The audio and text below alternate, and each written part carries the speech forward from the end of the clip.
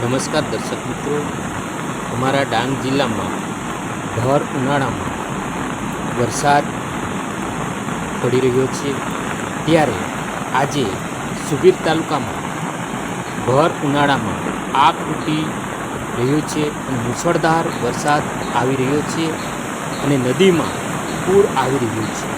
વાલા દર્શક મિત્રો, આપ આ વિડીયોની અંદર જોઈ શકો છો।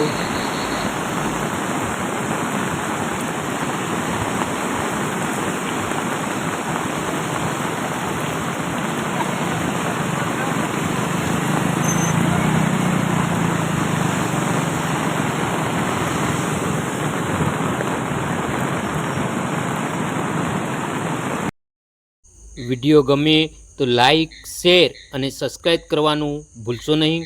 વાલા દર્શક મિત્રો, તમારા ગામની અંદર વરસાદ આવ્યો હોય તો કોમેન્ટ કરજો।